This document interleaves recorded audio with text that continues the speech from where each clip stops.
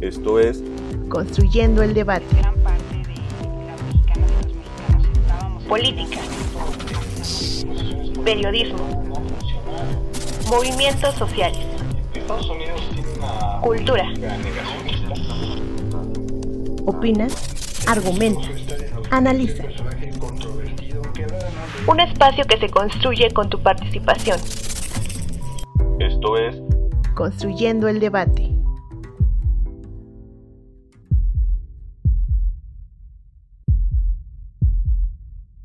Empleabilidad puede definirse actualmente como la competencia que posee una persona para diseñar su carrera profesional, acceder al mercado de trabajo y gestionar su propio desarrollo laboral con acierto y satisfacción. Existen diversos puntos clave para conseguir la empleabilidad, entre los cuales destacan la autoconfianza y autoconocimiento, donde es importante conocer las fortalezas y debilidades propias de la persona para poder explotarlas a nivel profesional. La comunicación es elemental para poder expresar de manera clara cuáles son los intereses profesionales y defender los puntos fuertes como profesionista. La toma de decisiones es necesaria para habituarse frente a los obstáculos y que estos no paralicen a los alumnos próximos a entrar al mundo laboral. El aprendizaje continuo es importante para perfeccionar las competencias tanto profesionales como técnicas, adquiriendo conocimientos sobre nuevas tecnologías y herramientas que fortalezcan la competitividad. La flexibilidad es otro dato importante, ya que les permite tener la capacidad de adaptarse a los cambios y a los nuevos perfiles que buscan las empresas e instituciones. Las redes de cooperación, mismas que se pueden sumar a redes virtuales o presenciales, ya que pueden coincidir con personas que se encuentran en la búsqueda de empleo y pueden ayudarse mutuamente. Con respecto a la búsqueda de empleo, es importante conocer las ofertas laborales del mercado, para así destacar las habilidades de las y los jóvenes universitarios en busca de empleo.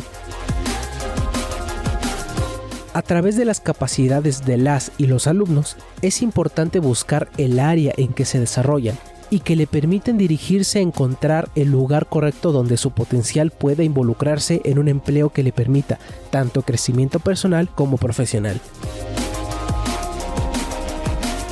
Otro punto importante es promover la competitividad y tener una cultura de calidad, ya que en el mercado laboral existe una gran cantidad de demanda de empleo.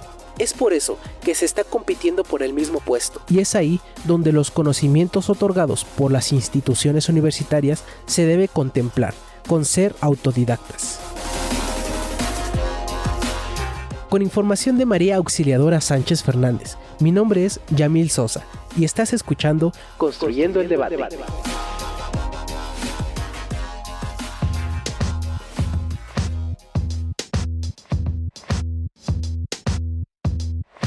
Hola, ¿qué tal? Les saluda Cristian Mariscal y esto es Construyendo el Debate, el podcast de la Facultad de Ciencias Políticas y Sociales de la UNAM que podrán escuchar todos los miércoles. Nos pueden seguir a través de Facebook e Instagram, donde pueden hacernos llegar sus preguntas, comentarios y también sugerencias sobre los temas que quieren que abordemos en su espacio. En Facebook nos encuentran como Construyendo el Debate y en Instagram como Construyendo-Debate. Si nos escuchan a través de redes sociales, recuerden que pueden encontrar este podcast en el canal de YouTube Construyendo el Debate, así como en Spotify.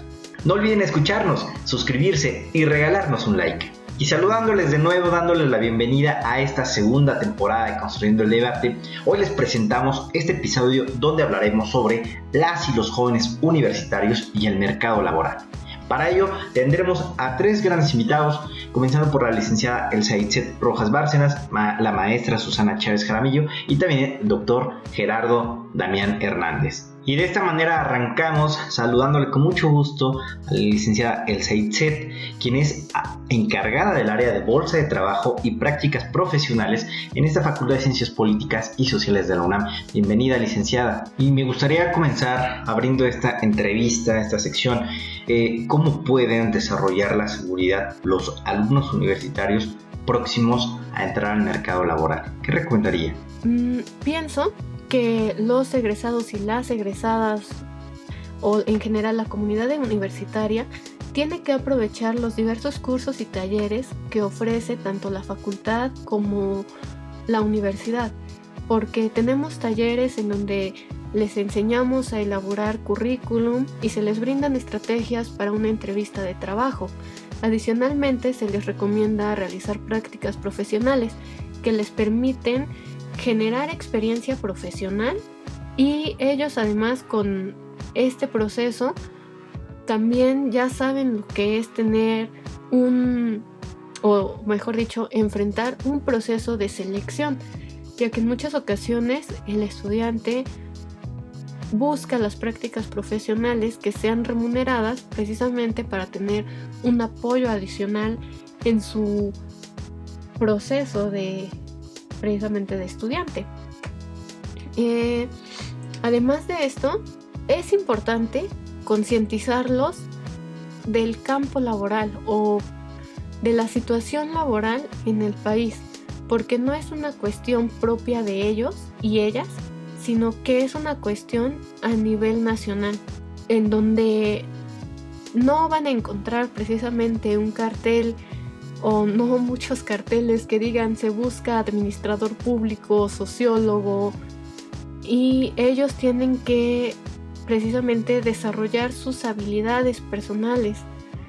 No es que no puedan encontrar un trabajo porque no dice sociólogo, administrador público, antropólogo, sino que lo que ellos saben hacer tienen que ver qué es lo que pide el puesto de trabajo, y si por ejemplo dice carreras afines, aplicar. Si ellos consideran que tienen los conocimientos, que tienen las habilidades, aplicar.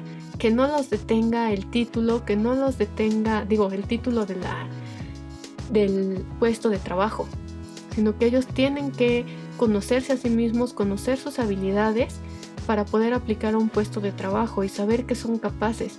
Esto también lo pueden ir desarrollando con todos los cursos extracurriculares. Por ejemplo, el desarrollar buena ortografía, el saber utilizar un Photoshop, el saber idiomas. Eso también a ellos les ayuda en la búsqueda del empleo y ellos tienen que saber. Pero bueno, para eso también se les recomienda tomar los cursos. Muy bien, pues ahí está toda la invitación a la comunidad universitaria a que puedan tomar esos talleres, cursos. La oferta la está poniendo nuestra universidad, ahora hay que aprovecharla. Y precisamente con base en esto, una pregunta para poder cumplir con esta primera parte. Si hubiese la oportunidad de abrir una nueva asignatura que promoviera el término saber venderse, por así llamarlo, frente a las ofertas de trabajo, ¿cuál considera usted, licenciada Itzet, a grandes rasgos, el temario de estudio que debería incluirse en esta materia? Yo considero que más que una materia de saber venderse, las personas dentro de la comunidad universitaria deben realizar el uso de los servicios. Vuelvo nuevamente a lo anterior. La facultad y la universidad ofrecen diversos talleres para la búsqueda del empleo. Estos son principalmente el de elaboración de currículum y el de entrevista de trabajo.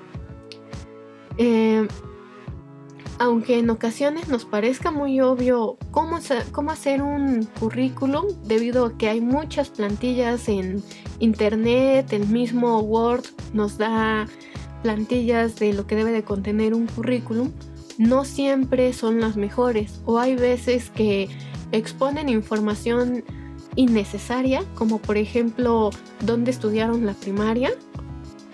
Hasta a veces falta información, ¿no? Muchas veces omiten los programas que saben manejar o no sé si tomaron cursos en el extranjero. Hay veces que falta información y hay veces que sobra. Por ejemplo, se les dan tips, ¿no? Básicos, como que un currículum máximo tiene que ser de 2 cuartillas, exagerando, ¿no? Ya si te piden más cosas, tú lo tienes que hacer conforme te lo pidan. En cuanto a la entrevista, ¿no? Se les dan también tips sobre que deben de investigar a qué empresa están aplicando, cómo deben de dirigirse, precisamente para que ellos vayan más seguros sobre lo que va a pasar en su proceso de búsqueda de empleo. Voy a poner un ejemplo de una persona que nos comenta, que decía, yo iba a aplicar o yo apliqué a un puesto de becario y llego con mis tenis, mi pantalón roto, una camisa cualquiera. Entonces, al entrar a la empresa quedo impresionada porque no sabía a qué se dedicaba, no sabía qué tan grande era. Entonces no me niegan el acceso y me realizan la entrevista. Pero de antemano me sentí incómoda. Desde el primer momento al entrar a las oficinas no me sentí cómoda, lo cual sí creo que me cohibió un poco al responder, porque yo veía a todos de traje y pues vestidos diferentes de como yo iba. Bueno, entonces nosotros les recomendamos tips precisamente para evitar este tipo de situaciones. Por ejemplo, también se imparten los talleres en DeGoAI. DeGoAI imparte un taller muy específico que se llama Obteniendo el trabajo que deseo, que abarca el currículum, la entrevista y otras cosas. Es muy amplio y se recomienda mucho precisamente para los que están empezando la búsqueda de empleo. Y hay otro que acaban de crear, que se llama Inteligencia Emocional. Y precisamente trata de brindar a la comunidad universitaria herramientas que les permitan un mejor desenvolvimiento, no solamente en la búsqueda del empleo, sino en sus actividades cotidianas. Entonces yo volvería a eso. Considero que más que crear una materia que tuviera el término del saber venderse, sería recomendable que se hiciera más promoción hacer más difusión sobre los talleres que ofrece la facultad, los que ofrece la universidad, y que el alumnado los pueda aprovechar, no solamente en cuanto a los que son relacionados directamente con el trabajo, sino todos los talleres extracurriculares, que haya sobre redacción, escritura, el recomendarles mucho que aprovechen la universidad, que aprovechen la ENALT, que realmente los idiomas no son caros y es algo que se pide cada vez más en el ámbito laboral, porque también dicen muchas veces los reclutadores, se pone que el interesado posee un 80% del idioma inglés o francés. Sin embargo, a la hora de aplicar las pruebas, consideran que no obtienen lo que ellos dicen, por lo que sí se les hace énfasis a los y las estudiantes que ellos sean honestos consigo mismos también. Eso es de vital importancia, el ser honestos con nosotros mismos y ver qué realmente tenemos, qué no tenemos, qué nos falta y qué podemos mejorar. Para esto también, volvemos a lo mismo, se les recomienda tomar nuestros talleres que ya existen y que creo que en verdad son buenos y pueden ayudar bastante al interesado o a la persona que está empezando a insertarse en el campo laboral o trata de insertarse. Muchas gracias. Bueno, pues ahí está la propuesta tan interesante que justamente es complementaria para que nos brinden más herramientas a enfrentarnos a este mundo laboral como comunidad universitaria. Y agradecemos mucho a la licenciada Elsa Itzet que nos haya acompañado en esta primera etapa de Construyendo el Debate del programa del día de hoy. Y ahora me gustaría presentar y darle también la cordial bienvenida a la maestra Susana Chávez Jaramillo, quien es licenciada en Psicología por la Facultad de Psicología de la UNAM, maestra en Informática Administrativa, Desarrollo Estratégico Organizacional por la Facultad de Contaduría y Administración de la UNAM y también estudiante del doctorado en Educación en el Centro de Estudios Superiores en Educación. Además, tiene más de 11 años de experiencia en temas relacionados con recursos humanos y empleabilidad, formación de competencias profesionales e instructora de capacitación para la búsqueda de empleo de universitarios. Actualmente está adscrita en el Departamento de la Bolsa Universitaria de Trabajo de la Dirección General de Orientación y Atención Educativa de la UNAM. Bienvenida, maestra Susana, a Construyendo el Debate. Muchas gracias por este espacio, Cristian. Estoy muy contenta de poder colaborar en Construyendo el Debate. Y bien, maestra, me gustaría comenzar esta segunda entrevista del episodio del día de hoy preguntándole cómo generar una actitud de inteligencia emocional dirigida para las y los alumnos, tanto como individuos como estudiantes. La inteligencia emocional es un tema que ha cobrado mucha relevancia a partir de la reciente situación de pandemia por la que estamos atravesando. ¿A cuántos de nosotros no nos ha pasado enfrentarnos a una crisis emocional en los últimos meses, producto del encierro? Yo creo que a muchos. De hecho, yo me incluyo dentro de ellos. Sin embargo, la inteligencia emocional sigue siendo, al día de hoy, una asignatura pendiente en la formación de todos nosotros, tanto como personas como profesionales. Y la verdad es que los planes de estudio y la formación académica, en muchas de nuestras carreras, pocas veces se nos enseñan estos temas y que considero que son fundamentales en la vida en general. Pero si tuviéramos que definir la inteligencia emocional, pues entonces yo diría que es un proceso en el que se encuentran implicados tanto el reconocimiento como el uso y la comprensión en el manejo de los estados emocionales de uno mismo y de los demás. Y esto nos sirve para resolver problemas y regular nuestra propia conducta. Es decir, entonces esta inteligencia emocional se refiere a una habilidad para controlar los sentimientos y las emociones, tanto en uno mismo como en los otros. Significa entonces aprender a discriminar entre ellos y a usar esta información para guiar nuestras acciones y nuestros propios pensamientos. Por lo tanto, aprender a desarrollar esta inteligencia emocional es un aspecto importante en nuestro alumnado, no solo considerando el contexto académico y escolar, sino también en el terreno personal, profesional y, por supuesto, en aquellos procesos que tienen que ver con la búsqueda de empleo y la inserción laboral. Sobre todo considerando que actualmente además nos enfrentamos a un entorno VUCA, que se encuentra plagado de volatilidad, de incertidumbre, de complejidad y de ambigüedad. Y si a esto además le sumamos que estamos atravesando por un periodo de pandemia, por un confinamiento que se ha extendido por más allá de 1 año y medio, bueno, pues entonces entenderemos por qué aprender a reconocer, a controlar y a regular nuestras emociones, pues se vuelve un aspecto fundamental. De manera muy general, la inteligencia emocional podemos encontrar 4 habilidades principales que tienen que ver con, la primera es aprender a ponerle nombre a eso que estoy sintiendo en un momento determinado. Es decir, aprender a percibir y a expresar estas emociones de forma precisa y en forma asertiva. La segunda característica tiene que ver, después de que ya aprendí a nombrarlas, lo siguiente es aprender a usar estas emociones en la propia regulación de mis pensamientos. La tercera tiene que ver con dejar de pelearme con estas emociones, es decir, comprender por qué y para qué están presentes. Y la cuarta característica tiene que ver con la regulación de las emociones, de estas emociones que experimentamos todos los días y que nos van a servir para nuestro crecimiento tanto personal como emocional.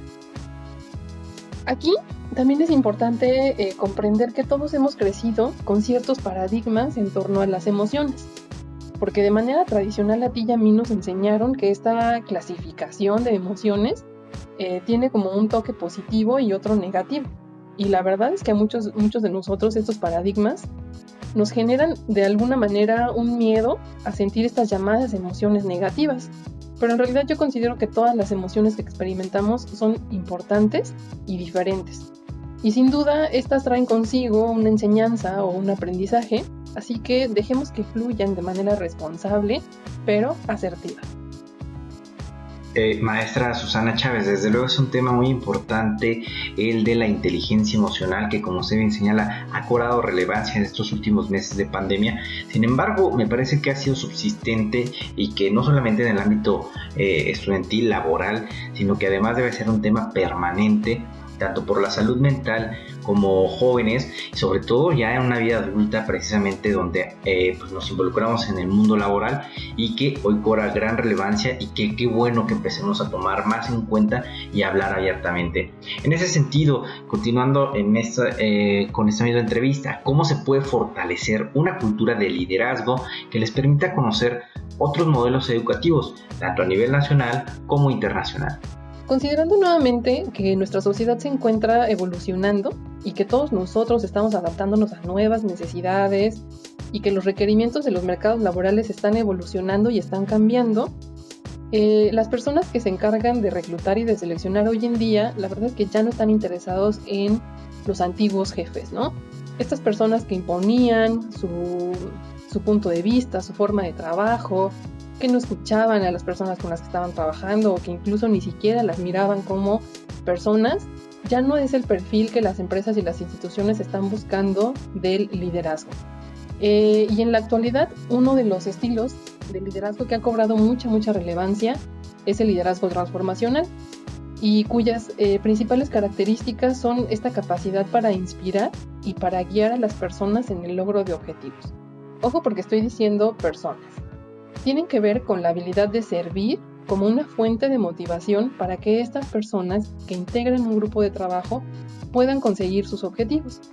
Entonces, en la actualidad, las empresas y las instituciones están buscando una visión mucho más humana que sirva como esta guía, como este motor o esta inspiración para que otros seres humanos logren los objetivos que se plantean.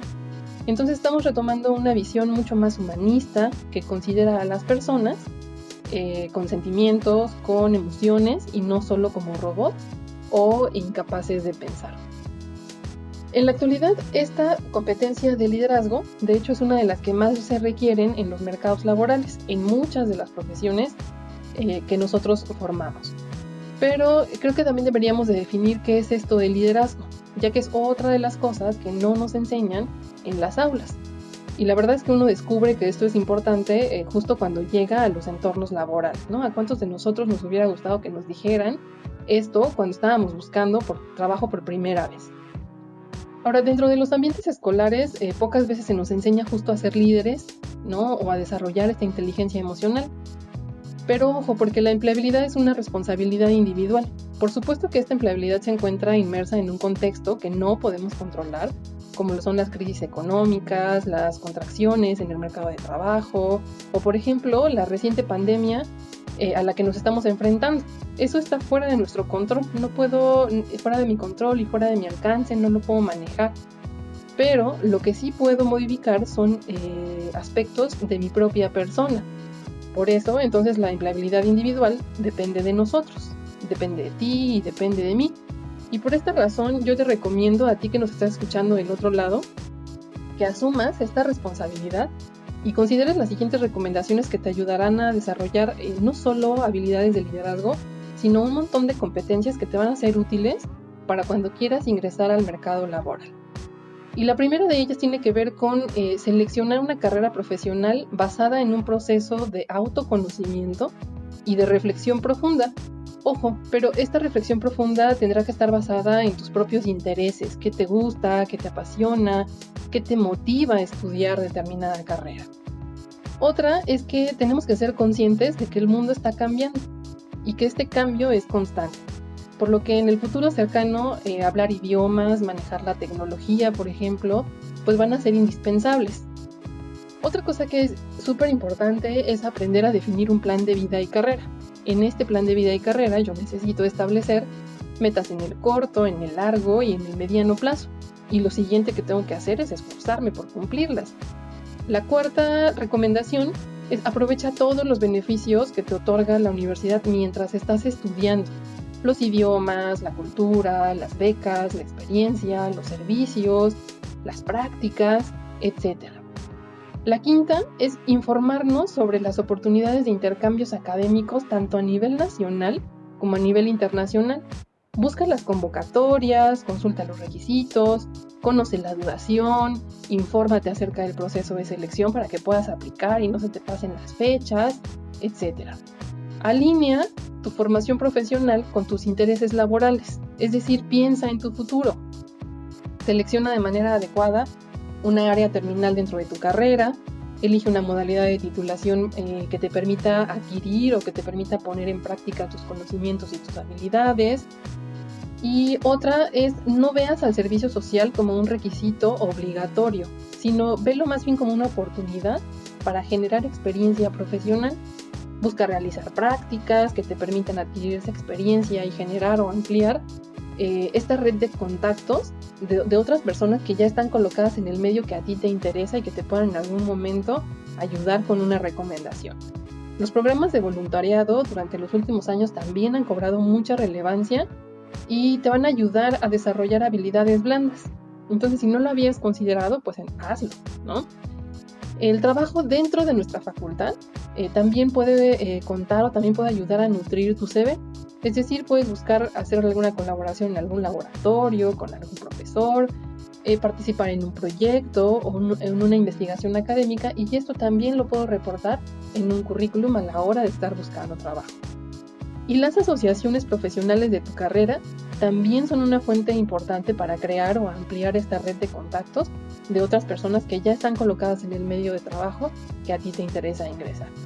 Por lo anterior, podrás notar entonces que buscar trabajo es un trabajo y que me va a requerir tiempo, dinero y esfuerzo. Entonces, bueno, pues con todo lo que estamos platicando hasta el momento, pues tienes un montón de cosas que poner en práctica desde ya. Un comentario bastante valioso, me parece, donde justamente debemos destacar que este liderazgo, pues además de que es algo que básicamente no nos enseñan, que muchas personas podríamos decir tienen nato, sin embargo sí se puede desarrollar, y sobre todo que además de los conocimientos que podamos adquirir, también debemos tener en cuenta la disciplina. Como usted nos dice, maestra Susana, pues esta forma de destacar como líder, pues que sirva con base en el desarrollo de las capacidades emocionales, intelectuales y también del desarrollo personal, me parece, y sobre todo también destacar mucho esto que nos comenta del ir estableciendo metas que nos permitan ir midiendo nuestros avances pues con el tiempo, y sobre todo poder hacer un mejor trabajo y demostrarlo en el ambiente laboral en donde nos encontremos. Muy interesante lo que nos acaba de señalar maestra Susana Chávez, y para poder culminar con esta entrevista me gustaría también consultarle cómo podría el alumnado contar con un plan de vida y de carrera que le permite estar más preparado para el mundo laboral. Un plan de vida y carrera se refiere a la actitud, el arte y la disciplina de conocernos a nosotros mismos. Es decir, tenemos que aprender a identificar nuestras fortalezas, nuestras áreas de oportunidad y esta capacidad de proyectar nuestro propio camino en el futuro, tomando en cuenta nuestras capacidades, las motivaciones que tenemos, las competencias con las que contamos y los objetivos que nos hemos planteado en diferentes esferas de nuestra vida. Por ejemplo, en la parte personal, en nuestra parte familiar, en la parte social, en la académica, en la laboral o en la profesional. Ojo, porque a veces se nos olvida que somos seres integrales. Pensamos que podemos tener planes de vida diferenciados, ¿no? O paralelos, según la esfera a la que nos referimos. Pero lo más saludable que yo te puedo recomendar es que aprendas a establecer estas metas holísticas que te permitan considerarte justo como esto, como una persona integral, para que en el futuro no tengas que optar por conseguir las metas profesionales a costa de las personales. Y ahora, tener propósitos en la vida planteados nos va a ayudar siempre a darle una dirección a nuestros actos y nos va a servir como una guía, ¿no?, para construir nuestra vida. Pero por supuesto que eventos que están fuera de nuestro control, como la pandemia por la que estamos atravesando, nos ha enseñado que además necesitamos ser flexibles y que necesitamos ser adaptables. Esto no necesariamente significa el hecho de que yo tenga que cambiar estas metas o estos objetivos que yo ya me había planteado en este plan de vida y carrera, sino más bien lo que tengo que aprender con esta adaptabilidad y con esta flexibilidad que el entorno me está exigiendo en este momento es adaptar las maneras, los métodos o las actividades para lograrlos. Es decir, que en la actualidad me está exigiendo poner en práctica constante todas las competencias profesionales que yo tengo, ¿no? Porque la vida se ha vuelto un desafío, y la verdad es que desde mi experiencia personal considero que uno termina aprendiendo mucho más fuera del aula que dentro de ella. Y de hecho, entonces, bueno, contar con este plan de vida y carrera pues va a ser un aspecto fundamental que me va a permitir que el tránsito de las aulas al mundo del trabajo sea de una manera un poco más sencilla.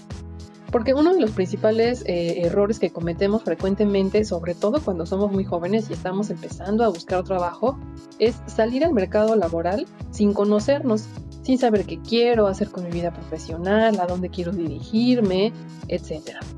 lo cual nos lleva a aceptar la primera oportunidad que se nos presenta o cualquier empleo, y transcurrido un tiempo nos percatamos de que ese empleo en el que estamos no me hace sentir satisfecho, no me motiva, no me inspira, no me gusta, y si no me detengo a hacer una reflexión de esta toma de decisiones, es altamente probable que la siga repitiendo por mucho tiempo.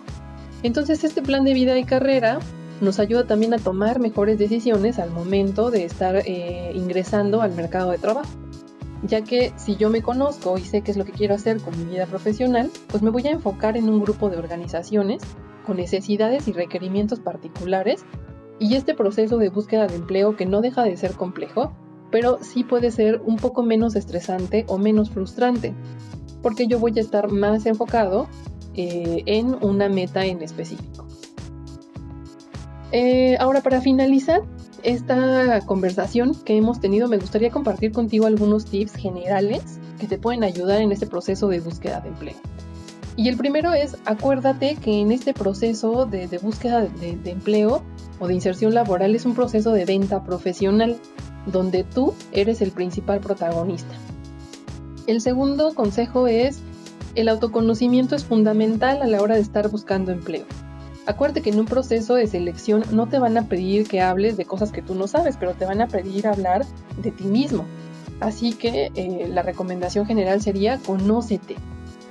Recuerda también que cada organización tiene necesidades diferentes, y entonces tú necesitas generar una estrategia diferenciada para cada posición y cada oportunidad a la que te deseas acercar.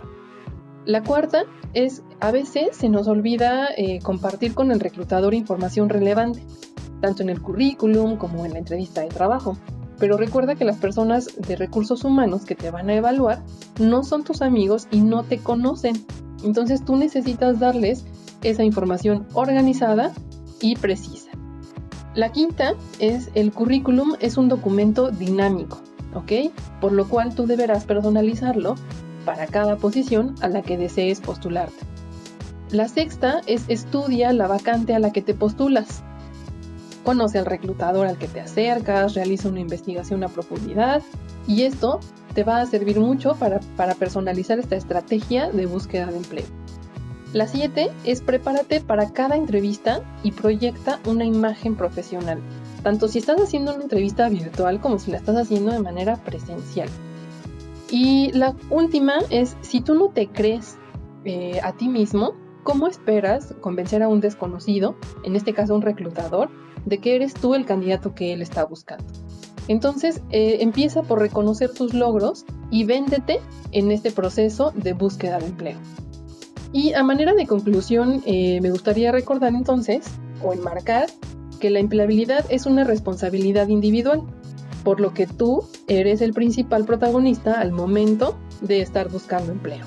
Y bueno, pues espero que esta información de la cual hemos estado hablando el día de hoy sea de mucha utilidad para ustedes. Son cosas que la verdad me hubiera gustado que a mí me dijeran cuando busqué trabajo la primera vez.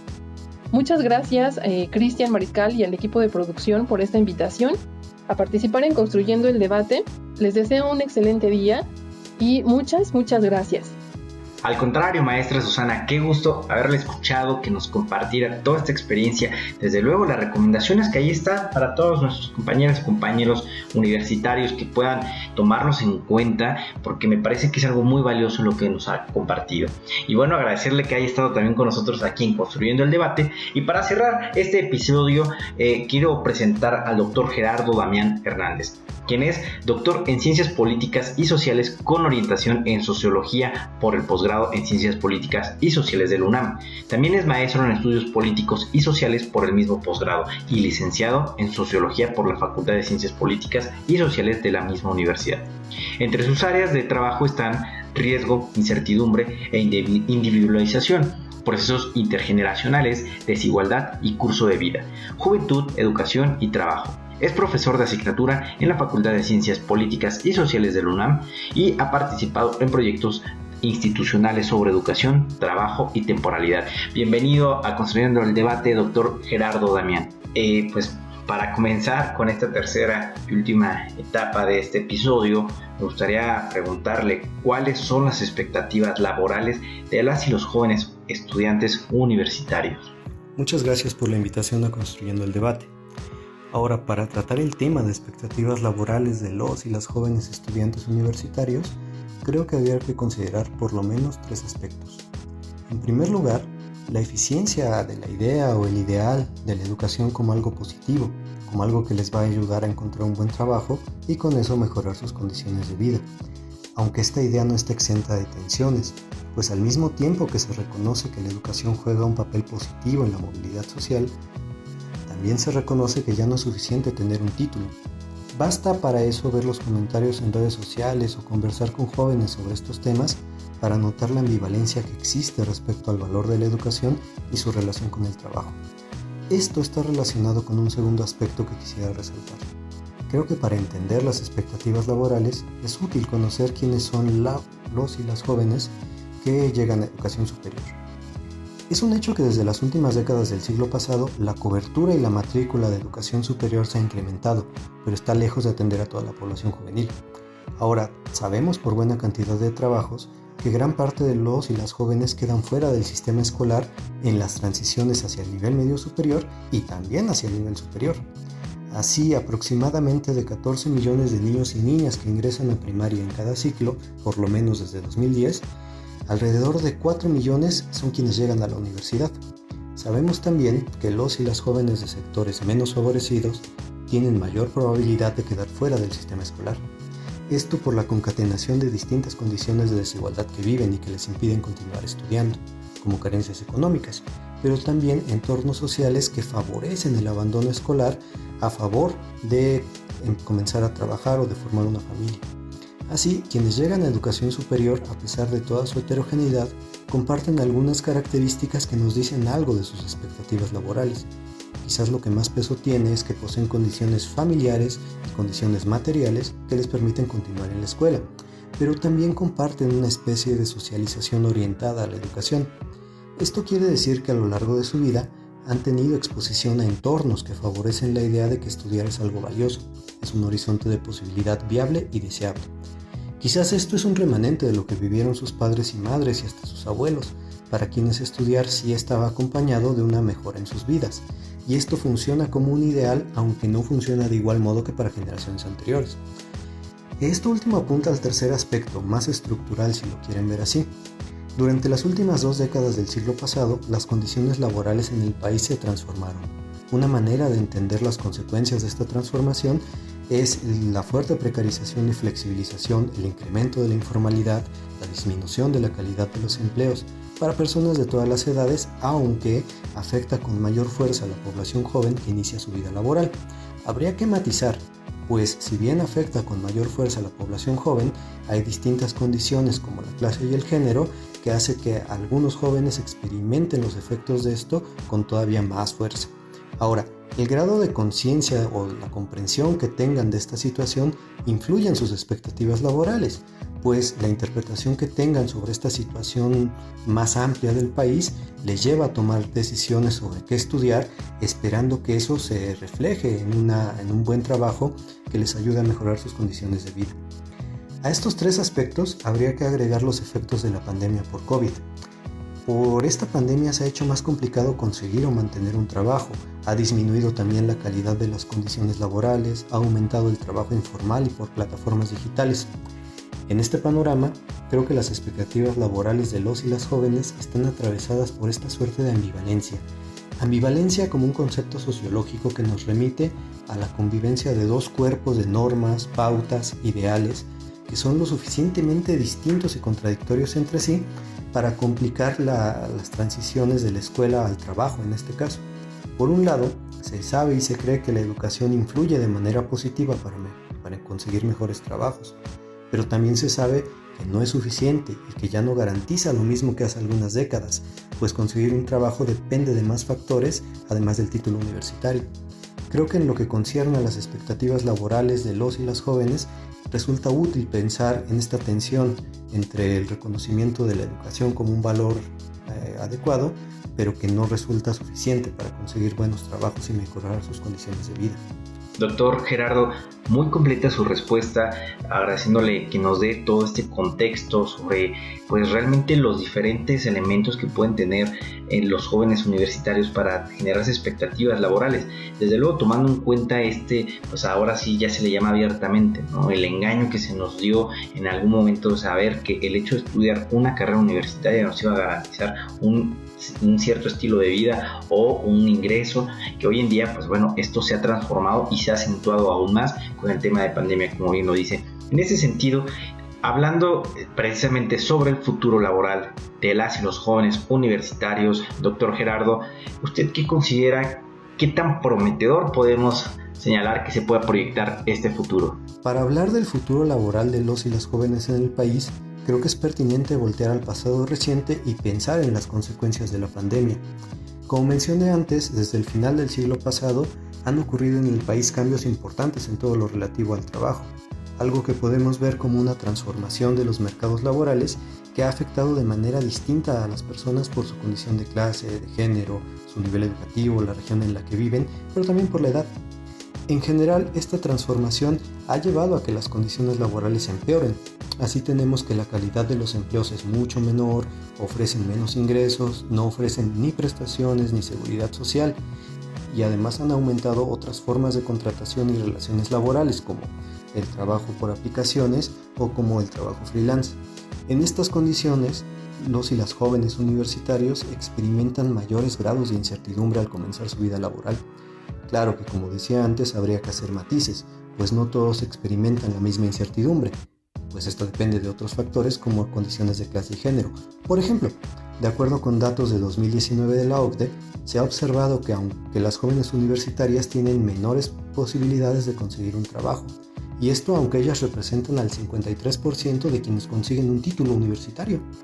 Aunque poco más de la mitad de quienes se titulan son mujeres, 1 de cada 5 no trabaja, y además tienen mayor tasa de inactividad laboral y una tasa de ocupación menor que la de los hombres. A este tipo de consideraciones creo que también habría que sumar la manera como se organiza la demanda por áreas o por carreras, para personas con educación superior en particular. Si vemos datos de la ENOE, observamos que la demanda se concentra en áreas económico-administrativas, de derecho e ingenierías, lo que quiere decir que los y las jóvenes que han elegido carreras que caen fuera de este círculo experimentan mayores dificultades para encontrar un trabajo relacionado con sus estudios universitarios. Esto resulta en distintos panoramas de futuro, pues si bien en general tenemos un futuro poco prometedor, pues el trabajo se concentra en pocas áreas de conocimiento y tiene condiciones y calidad que ha disminuido, cuando observamos en otras escalas también vemos variaciones. Jóvenes con mayores recursos familiares, por ejemplo, con más redes, no experimentan la misma incertidumbre con jóvenes que no tienen estas características. Ahora, a esta situación habría que sumar los efectos de la pandemia por COVID, que ha incrementado la precariedad laboral de toda la población, en especial la población juvenil, lo que incluye también a jóvenes con educación superior. Por ejemplo, el año pasado, alrededor de 440,000 jóvenes entre 15 y 29 años perdieron su empleo. En otros casos, si bien han mantenido sus trabajos, sus ingresos han disminuido o han tenido que optar por compaginar distintas actividades laborales, ya sea por plataformas digitales o trabajos informales, para completar sus gastos. Si bien los efectos de la pandemia son un elemento contingente, algo que nadie esperaba y que tomó por sorpresa al mundo, vemos que son efectos graves y que no dejan un panorama laboral alentador. Ahora, creo que para pensar el futuro laboral de los y las jóvenes, habría que considerar que si bien las consecuencias de la pandemia pueden mitigarse por acciones y programas gubernamentales, habría que pensar una estrategia para mitigar la situación estructural que existía antes de la pandemia. En este sentido, pensar un horizonte de futuro puede resultar algo desalentador si es que no se atienden tanto las consecuencias de la pandemia como las estructuras y dinámica laboral que existía previo a esta pandemia y que afectaba en especial al sector juvenil. Bueno, doctor, justamente sí, el hecho de plantearlo en el momento de hoy y con la situación y condiciones específicas de México, conforme se ha abordado este tema respecto al tema económico o laboral específicamente, parecería un poco desalentador, agradeciendo su comentario como nos lo explica, pero pues siempre con este optimismo de buscar pues que se puedan llegar a soluciones, propuestas que puedan contribuir a que la situación mejore. Y finalmente, agradeciéndole mucho que nos haya acompañado también en este episodio de Construyendo el Debate, doctor Gerardo Damián, me gustaría consultarle acerca de los jóvenes universitarios están adquiriendo las herramientas necesarias para enfrentarse al futuro laboral. Creo que preguntar por las herramientas y agregaría las habilidades y competencias necesarias para conseguir un trabajo me parece una preocupación válida, tanto desde el punto de vista individual como institucional. Individual, porque creo que es una inquietud que atraviesa las decisiones educativas de los y las jóvenes, cuando se preguntan, por ejemplo, si van a conseguir un trabajo dado que escogieron tal o cual carrera, o más en general, si esas decisiones se van a reflejar en una mejora en su calidad de vida, en especial en el panorama del que hemos estado hablando. También creo que es una inquietud válida desde el punto de vista institucional, tanto del sistema escolar como de cada institución universitaria, pues es válido preguntar por lo que se enseña en universidades y si esto de alguna u otra manera se va a reflejar en algún rendimiento o provecho, tanto para la sociedad como para las vidas individuales. Sin embargo, creo que es necesario reconocer que la pregunta, o mejor dicho, el lugar desde el cual se enuncia, no es neutro, pues lleva implícitos un conjunto de supuestos o de ideas sobre la educación y su relación con el trabajo, que inclinan a pensar los fenómenos solamente desde este único punto de vista. Ahora, para adentrarnos un poco en este tema, podemos tomar algunos datos, reconociendo que con estos datos se concibe la educación como algo orientado únicamente a adquirir herramientas técnicas para conseguir empleo.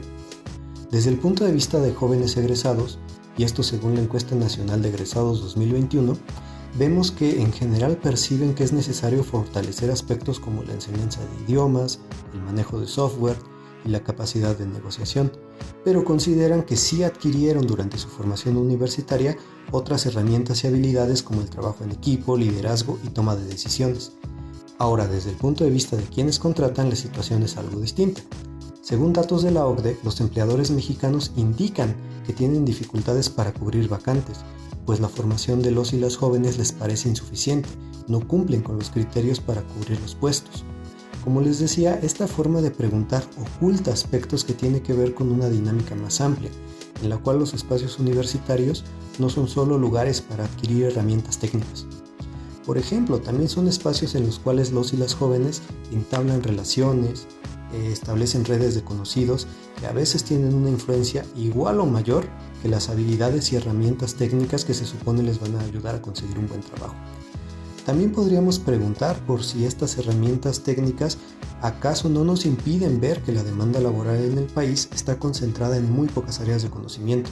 Quizás antes de pensar en si se adquieren o no tales herramientas, sería interesante problematizar las razones por las cuales los empleos de otras áreas, como lo relacionado con ciencia y humanidades, tienen una oferta mucho menor. Y eso ya apunta a entender la dinámica del mercado laboral y repensar la relación que puede tener con los estudios universitarios de otra manera. Esto para ampliar la reflexión sobre estos temas más allá de la idea, o mejor dicho, de la suposición, de que adquirir herramientas y habilidades es el único objetivo y el más eficaz para conseguir un empleo de calidad. De nuevo agradezco la invitación a Construyendo el Debate. Muchas gracias. Bueno, pues ahí lo tenemos, agradeciéndole a nuestros tres grandes invitados del día de hoy que nos han compartido tres grandes visiones, experiencias, algunos tips y sobre todo buenas recomendaciones que debemos tomar en cuenta para este ingreso al mundo laboral como jóvenes universitarios. Muchísimas gracias que nos hayan acompañado y por nuestra parte también agradecerles que nos hayan escuchado. Recuerden que nos pueden seguir vía Facebook como Construyendo el Debate, en Instagram como Construyendo-Debate y que además pueden escuchar los episodios pasados en nuestro canal de YouTube, en Spotify y en la página Cultura en Polacas, que pueden encontrar en el sitio web de nuestra facultad.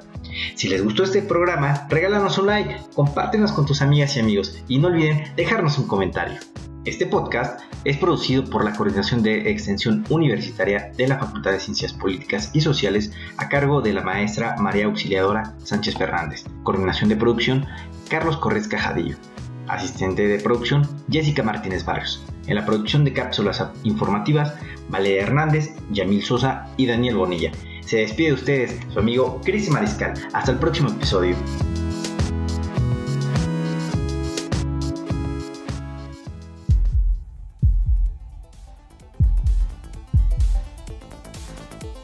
Esto fue Construyendo el debate. Pues gran parte de la mexicana Política. estábamos esperando esto hacia Periodismo. Movimientos sociales. Estados Unidos tiene una política Cultura. negacionista. Ser vistoso. Opina, argumenta, analiza. Un espacio que se construye con tu participación. Esto fue Construyendo el debate.